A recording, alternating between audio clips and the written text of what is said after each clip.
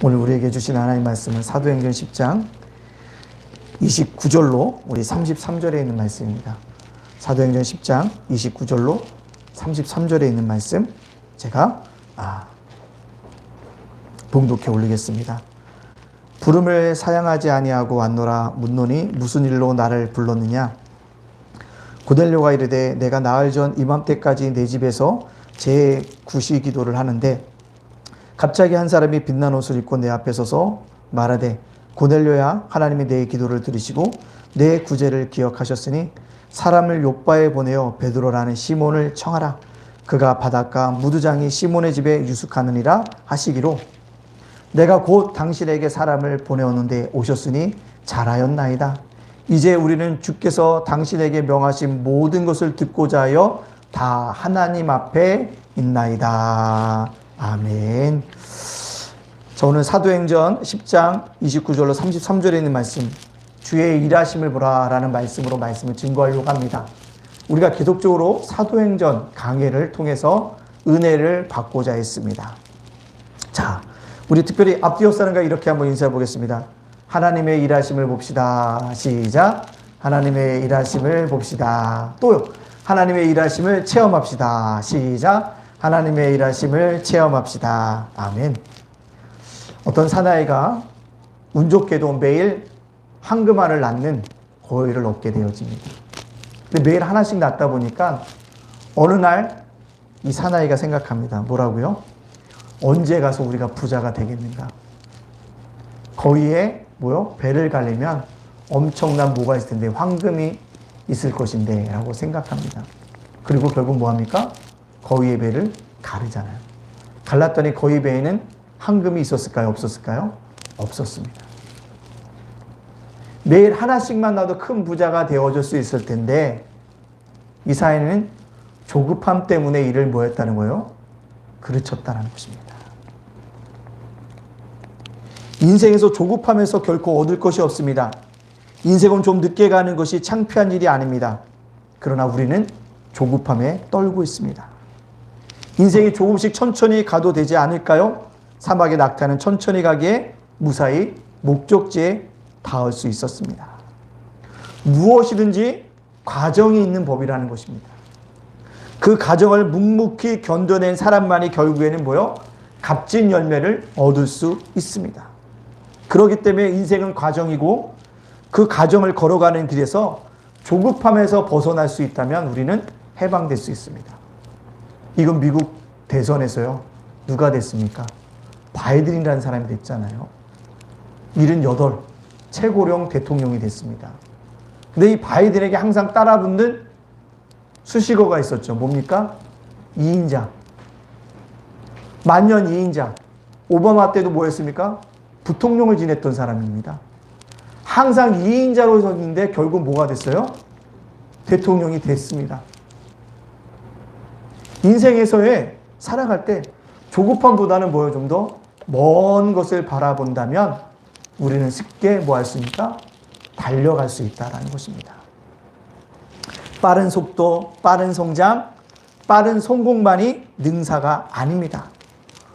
근데 우리는요, 빠르게 성공하기를 원하고 있다는 것입니다.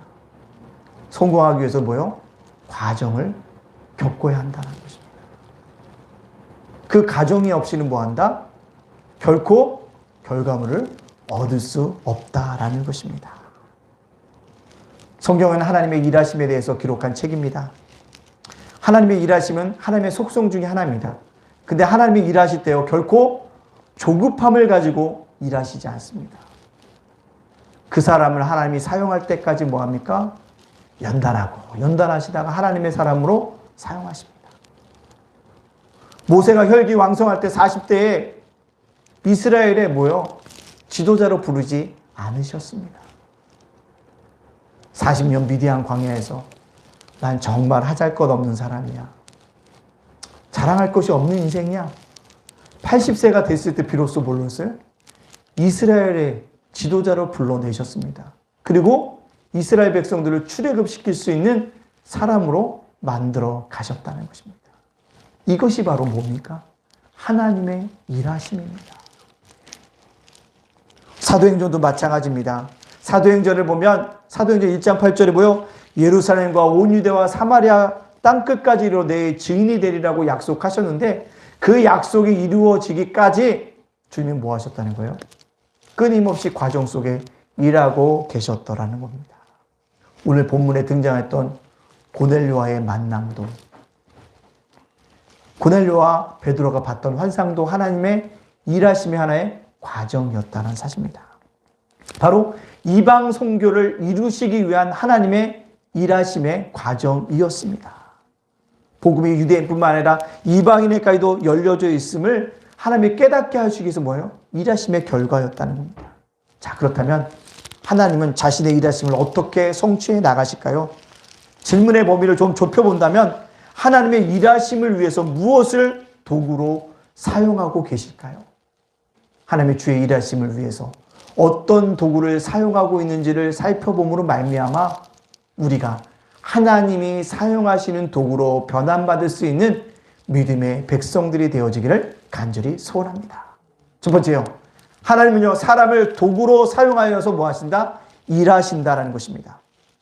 역사의 주관자는 하나님이십니다. 근데 하나님이 직접 역사에 개입하시는 것이 아니라 누굴 통해서? 사람을 통해서 역사하십니다. 사람을 통해서 일하십니다. 언제나 그래서 뭐합니까? 사람을 통합니다. 1907년 우리나라 대부운동이 일어났을 때도 누가요? 장대원 교회 길선주 목사님을 통해서 하나님이 이 땅 속에 대부흥의 운동을 뭐합니까? 이루어 가시게 되어진다는 겁니다. 사도행전을 보면 하나님의 도구로 쓰임받는 사람들의 한 가지 특징인데 그 특징이 무엇이냐? 바로 성령 충만했다는 겁니다. 사도행전 2장 4절 말씀에 이렇게 얘기하고 있습니다. 그들이 다 성령의 충만함을 받고 성령이 말하게 하심을 따라 다른 언어들로 말하기 시작하니라. 그들이 다 성령을 받고 그렇습니다. 성령 충만을 받은 다음에 비로소 하나님이 일하심에 도구로 사용하시는 사람으로 만들어 가시고 있다라는 겁니다. 성령 충만한 베드로와 요한이 뭐합니까? 미문에 앉아있는 안진뱅이를 일으킵니다. 성령 충만하기 때문에. 성령 충만한 스데반이 돌에 맞아 죽을 때 뭐라고 했습니까? 저들의 죄를 용서해달라고 사죄의 기도를 올리면서 죽어가고 있다는 것입니다. 성령 충만한 빌립 집사가 광야에서 에디오피아 내시를 만남으로 말미암아 복음을 증거했다라는 것입니다. 하나님은요, 사람을 통해 하나님의 일하심의 역사를 이루어 가십니다. 근데 어떤 사람을 사용하시냐? 아무나 사용하시 아니라 성령 충만할 때까지 기다리셨다가 사용하시고 있다는 사실들을 우리가 깨닫게 되어지는 것입니다. 오늘 베드로가 고넬료를 만나러 가는 과정 중에 정말 하나님의 뜻에 온전히 굴복된 상태였다는 것입니다. 고넬료로 베드로로 매지할 때 온전히 하나님의 뜻에 따라 순종하며 사모함으로 기다렸다는 거죠. 그들이 그렇게 할 수 있었던 이유가 뭘까요? 베드로도 성령 충만했습니다. 누구도요? 고넬료도 성령 충만했습니다. 이번 다니엘 기도를 통해서 큰 은혜를 받았습니다. 간증 집회입니다. 모든 사람이 다 간증을 해요. 근데요, 이번에 천정은 자매가 간증을 하는데 이런 얘기합니다. 항암 치료 86회차를 맞이하기로 왔대요. 86회차. 야, 86회차면 이거 엄청난 일입니다. 항암 치료 하나 받을 때도 몇 주요? 보통 짧으면 14주 정도를 통해서 계속 받는데요. 엄청난 겁니다. 그 치료를 받는 과정 속에서 나와서도 뭐합니까? 간증하고 있다는 것입니다. 근데 그 간증하는 내용이 굉장히 저에게 뭐예요? 은혜를 줬습니다. 감동을 줬습니다. 뭐라고 감동합니까? 하나님, 저는 사역을 잘 감당하기를 원하지 않습니다. 오직 하나님의 사랑 안에 거하길 원합니다. 주님, 저는 제 암이 치료받기를 위해서 기도하지 않습니다. 이 질병 가운데 하나님을 더 많이 알아가기를 원합니다라는 간증을 하는데 제 눈가가 젖어 있더라고요. 근데 말할 때요, 자매가 그냥 목소리 고조도 없이요, 제가요, 9년 동안 항암 치료를 받았는데요. 아주 나긋나긋한 목소리로 하는데 그게 더 감동이 되더랍니다. 놀라운 간증입니다. 어떤 우리가 병이 있으면 그걸 치료받기 위해서 기도하는데 암 환자가 치료받는 것보다 더 중요한 것이 무엇이 있을까요? 근데 자기가 암이 치료받기보다는 하나님을 더 알아가기를 원한다는 그 간증을 듣는 순간에 제 머릿속이 온통 하얘졌습니다. 큰 사역을 감당하기보다는 하나님의 사랑에, 더 큰 사랑에 빠져들기를 원한다는 그 간증이 말할 수 없도록 내 마음에 감동을 주었다는 것입니다. 항암치료 86차를 맞이해가면서도 그녀가 그렇게 간증할 수 있었던 이유가 뭘까요? 저는 성령 충만했기 때문에 그렇다는 것입니다. 성령 충만했기 때문에 그렇다는 것입니다. 하나님은 그녀를 통해서 일하고 계시다는 것입니다. 암 환자들에게 인생의 주인은 하나님이시라는 것을 깨닫게 해주고 있으며 치료만을 위해서 기도하지 말고 인생의 주인 대신 하나님을 묵상을 하는 메시지를 던져주고 있더라는 것입니다. 그 메시지가, 그 간증이 너무나도 가슴 벅찬 가슴이었다는 사실입니다. 하나님은 사람을 도구로 쓰려서 일하십니다. 거듭 말씀드리지만 어떤 사람을 도구로 사용하실까요? 성령 충만한 사람을 하나님의 도구로 쓰여서 일하고 계시다는 것입니다. 왜요? 성령 충만한 사람은 기꺼이 자신의 삶을 하나님 앞에 헌신하여 드리기 때문에 그렇습니다. 본을 본 삶을 보이기 때문에 그렇습니다. 우리 모두 성령 충만한 사람이 되어져서 하나님의 일하심에 사용되어질 수 있는 선한 도구들이 되어지시기를 간절히 소원합니다. 두 번째로요, 하나님은요, 때를 도구로 사용하여 일하고 계시다는 것입니다. 하나님의 일하시면 때가 있다라는 것입니다. 이거는 시간을 이야기하는데 하나님의 시간을 의미하고 있다라는 것입니다. 고넬료와 베드로에게 환상을 보여주시 전에 하나님이 하셨던 일이 뭡니까? 고넬료의 기도와 구제가 하나님께 상달되어지게 되어집니다. 베드로가 욥바에서 죽은 다비다를 살리는 이적을 행하게 되어진다는 것입니다.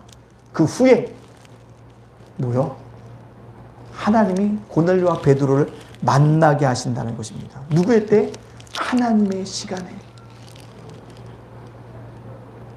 환상도 만남도 하나님의 때에 다 이루어지고 있다는 것입니다. 오늘 30절 말씀에 이렇게 이야기하고 있습니다. 제가 봉독해 올리겠습니다. 30절입니다. 30절에 고넬료가 이르되 내가 나흘 전 이맘때까지 내 집에서 제 구실을 기도하는데 갑자기 한 사람이 빛난 옷을 입고 내 앞에 서서 나흘 전 이맘때까지 누굽니까? 자기는 늘 기도했어요. 근데 하나님의 역사하는 때가 있더라는 것입니다. 그때가 무엇입니까? 하나님의 시간이라는 거죠. 그때 하나님이 뭘 보여줬다는 거예요? 환상을 보여주셨다는 것입니다. 왜 이맘때까지? 반복적인 단어예요. 늘 그 시간에 기도했습니다. 근데 늘 그 시간에 기도했지만 환상을 보여주지 않았으셨습니다. 그런데 나흘 전 이맘때에 환상을 보여주셨다는 거죠. 왜요? 내가 이만하면 네가 이 시간대 환상을 보여줘도 믿겠구나. 그래서 환상을 보여주셨다는 것입니다. 하나님의 때가 아니면 결코 이루어질 수가 없습니다. 이 고넬료와 베드로의 환상과 만남을 보면 인간의 계획이 아닌 하나님의 계획 속에서 이루시는 하나님의 때가 있음을 발견하게 되어집니다. 베드로가 성령 충만하기 전에 큰 보자기 환상을 봤다면 믿었을까요? 고넬료가 기도와 구제가 상달되지 않게 환상을 보았다면 믿었을까요? 믿지 않았을 것이라는 거죠. 그들이 그 일을 이루기까지 하나님이 기다리셨던 때가 있었다는 거죠. 그리고 때가 찼더니 고넬료에게도 베드로에게도 환상과 만남을 허락하여 주셨다라는 것입니다. 이것이 중요한 거예요. 하나님의 때. 내 때가 아닌 하나님의 때. 그것을 위해서 뭐합니까? 기도해야 합니다. 오늘은 성찬 주일입니다. 성찬은 교회 공동체가 주의 중심을 기념하면서 장과 떡을 함께 나누는 시간입니다. 저는 이번 성찬주의를 준비하면서 기도로도 준비했습니다. 왜냐하면 우리 교회 회복이 절실했기 때문에 그렇습니다. 교회 회복은요, 나의 의지, 경험, 노력으로 되는 것이 아니라 주님이 우리를 위해서 십자가를 지신 그 사건 속에서 출발했기 때문에 그렇습니다. 그렇습니다. 나의 삶도 회복도 뭐요? 주님의 십자가로 시작된다는 사실을 알아야 합니다. 왜요? 주님의 십자가가 사랑이기 때문에 그렇습니다. 주의 사랑 안에 거해야지만 내 인생의 길도 뭐 할 수 있어요? 풀릴 수 있다는 거예요. 하나님의 사랑에 매이지 아니하면 결코 뭐 할 수 없습니까? 하나님의 큰 축복들을 뭐 할 수 없습니까? 맛볼 수 없다라는 것입니다. 주님의 때가 있다는 것입니다. 그때를 위해서 기도해야 합니다. 다니엘 기도를 인도하시는 김은호 목사님, 강동구에서 개척할 때 텅 빈 논에서 지하에서 개척을 하셨는데, 개척하시자마자 뭐요? 하나님의 은혜로 그 동네가 주공 아파트가 들어서면서 놀라운 부흥을 이뤘다고 늘 간증하시는 분입니다. 근데요, 저는 그렇게 생각해요. 아파트가 지어졌다고 다 부흥이 되어졌을까요? 아니에요. 하나님이 그를 위한 때가 이루어졌기 때문에 부흥하는 겁니다. 그 때가 있다는 거예요. 그 때를 봐면서 뭐 할 수 있는 사람들? 기도해야 된다는 거죠. 근데 기도하면 무조건 기도하면 될까요? 아니에요. 하나님의 사랑에 진정으로 거해야 합니다. 그럴 때 일이 풀려요. 우리는 일이 안 풀릴 때 기도하지 않지만 일이 안 풀릴 때 기도함으로 하나님의 사랑 안에 더 거해야 합니다. 그럴 때 역사가 일어난다는 것입니다. 교회의 회복도 여러분의 삶의 회복도 십자가에서 비롯된다는 사실을 알아야 합니다. 그 십자가 사랑, 그 사랑 안에 내가 넉넉하게 접어들어야 합니다. 하나님의 사랑이 여기까지 미쳤구나. 이 앞에 보세요. 쌀이 오고 감이 왔습니다. 추수감사절이라고 성민 먹으라고 저한테 보내준 쌀이에요. 감도 추수감사절이라고 보내주시다는 겁니다. 이런 거 보면 참, 나는 누구에게 부탁한 적도 없는데 누구에게 쌀 좀 보내주세요, 감 좀 보내주세요 라고 부탁한 적이 없는데 하나님의 큰 사랑을 보세요. 우리 사모님이 늘 그럽니다. 목사님은 저기 주변 머리가 없다고. 같이 개척하시는 목사님들 보면 여기저기서 후원 받아가지고 잘하는데 목사님은 주변 머리가 없다고. 예, 주변 머리 없어요. 어디 가서 우리 교회 좀 후원해 주세요 말해 본 적이 없습니다. 근데도요, 하나님의 사랑 안에 있으면 하나님이 누구를 통해서 뭐합니까? 보내주시는 은혜가 있다는 것입니다. 전 그것이 하나님의 때라고 믿어요. 우리 인생도 하나님의 때가 다가온다면 놀랍게 역사하시는 하나님의 은혜는 뭐 할 수 있습니까? 맛볼 수 있게 되어진다는 것입니다. 사랑하는 예단가족 여러분들, 외롭고 힘이 드십니까? 모든 일에 짜증이 나십니까? 한숨만 나오고 눈물만 흘리고 있습니다. 가슴 한쪽이 뻥 뚫린 것처럼 느끼고 계십니까? 그때 나를 위해서 십자가 지셨던 주님을 보십시오. 그때가 내가 회복되어지고, 그때가 회복되어지면 내 인생 또한 뭐요? 회복되어지고 풀릴 때라는 사실인 것입니다. 분명히 하나님의 때가 있습니다. 하나님의 때가 내 때에 이루어질 수 있도록 간절히 기도할 때 뭐요? 역사는 이루어지게 되어진다는 것입니다. 내일을 기대할 수 없는 숨막히는 상황에 처해 있습니까? 그때도 하나님의 때에 나를 위해서 일하시는 하나님을 믿고 나아간다면, 그 사랑 안에 거한다면 분명히 하나님의 축복이 저와 여러분 속에 하나님의 때에 넘치게 될 줄로 믿습니다. 그날까지 십자가 사랑 안에 거하세요. 하나님의 때를 바라보고 더 크게 기도하십시오. 하나님의 때 분명히 우리를 들어 사용하실 거고 우리에게 복을 넘치게 해주시는 하나님의 은혜가 축복이 있게 될 줄로 믿습니다. 세 번째로요. 하나님은요. 순종을 도구로 사용하고 일하시고 있다는 것입니다. 하나님은 우리의 순종을 통해서 일하시고 있다는 것입니다. 환상을 통해 본 고넬료와 베드로도 순종으로 하나님의 뜻을 이루어가고 있습니다. 그래서 하나님 우리에게 뭘 요구하십니까? 순종을 요구하시고 있습니다. 33절에 뭐라고 얘기하고 있습니까? 33절에 이렇게 얘기하고 있습니다. 내가 곧 당신에게 사람을 보내온 데에 오셨으니 잘하였나이다. 이제 우리는 주께 당신에게 명하신 모든 것을 듣고자 하여 다 하나님 앞에 있나이다. 이것도 중요한 것이 있다면 뭐예요? 곧이라는 부사입니다. 곧. 환상을 본 그 즉시 베드로에게 사람을 보냅니다.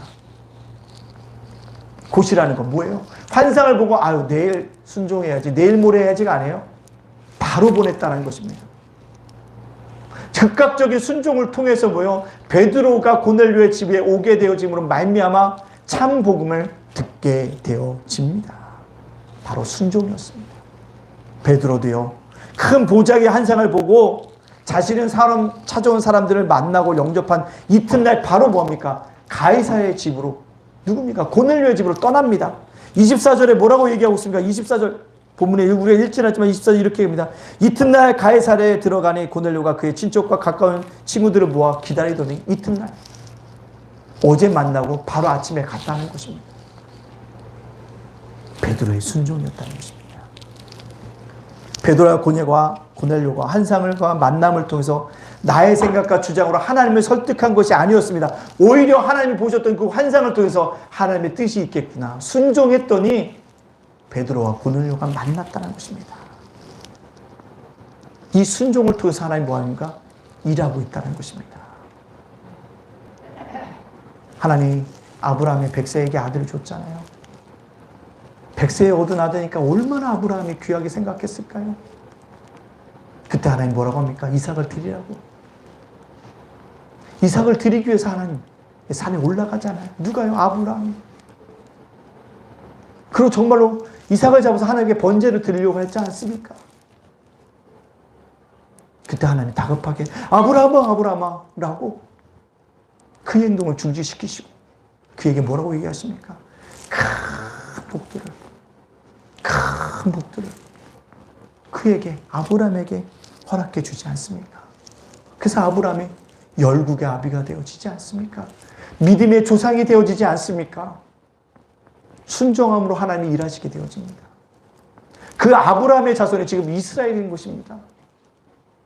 세계를 움직이는 사람, 유대인들이 되어졌다는 것입니다. 순종의 열매라는 것입니다. 순종하지 않았던 사울이 있습니다. 아말렉과의 전쟁에서 다 죽이라고 하셨지만 좋은 것은 죽이지 않았어요.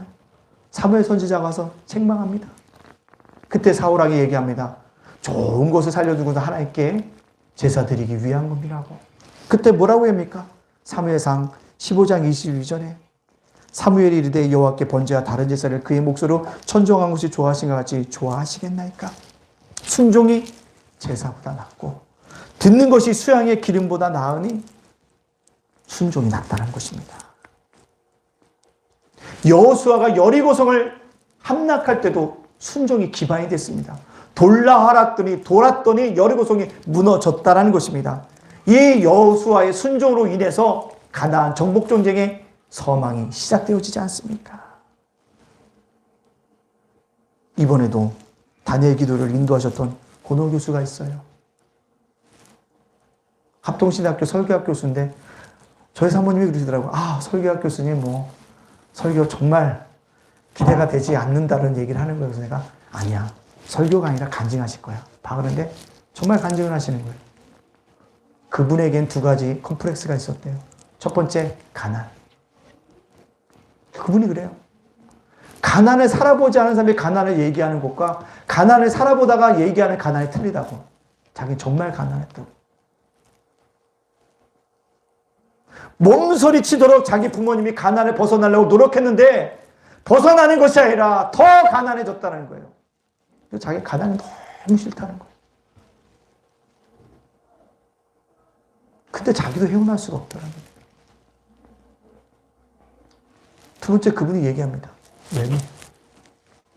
그분이 뭐 얘기하니까 뭐 49kg였는데 코만 컸대요. 근데 지금도 봐도 코가 이렇게 커.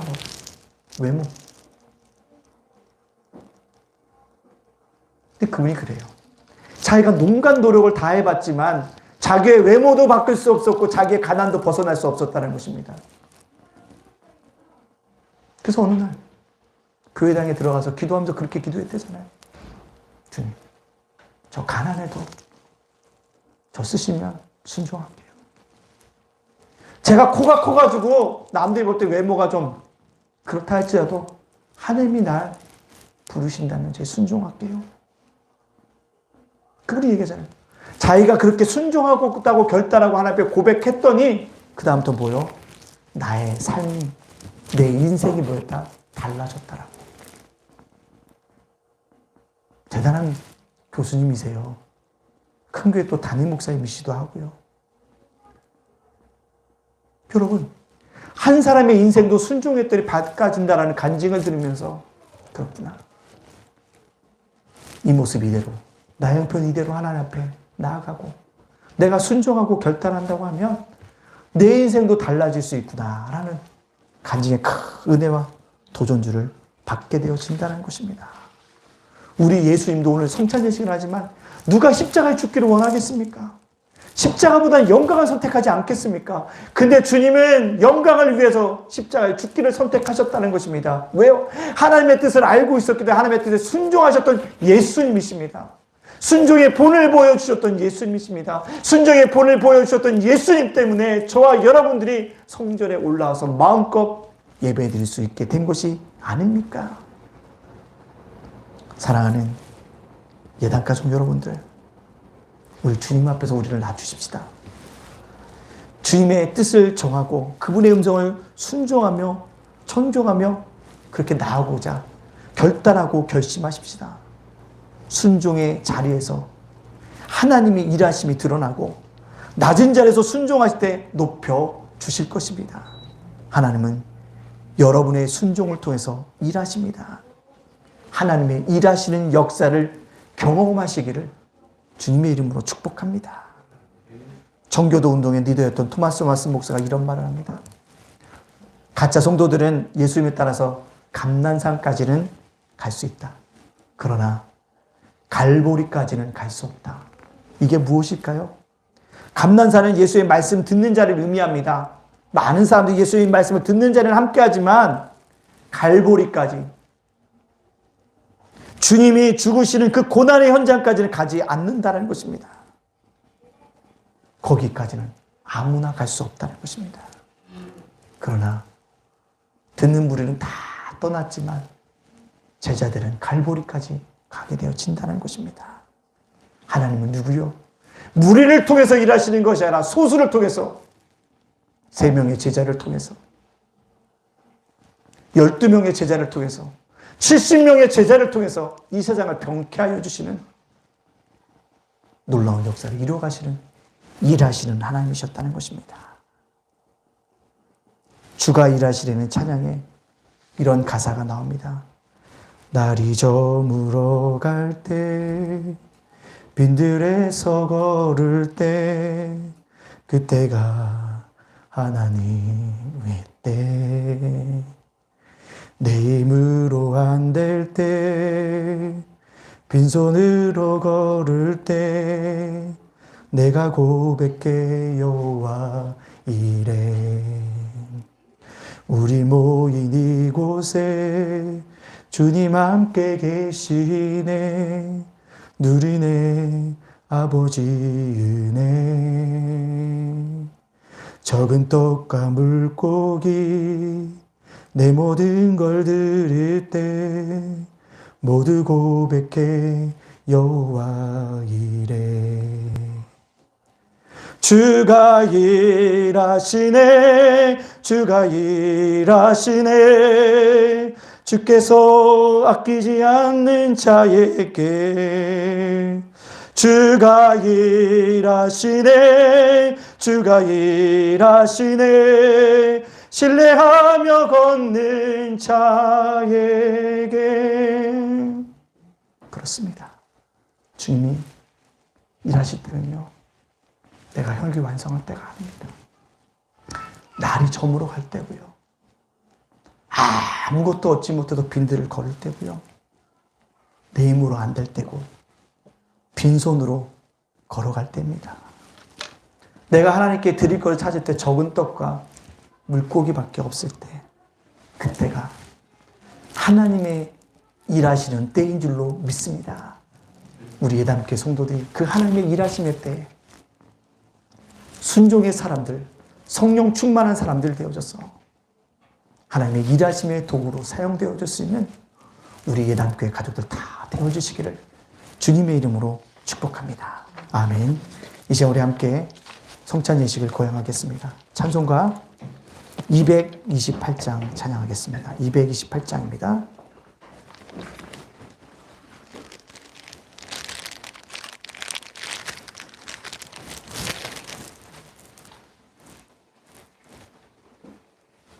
(228장) 찬양하겠습니다.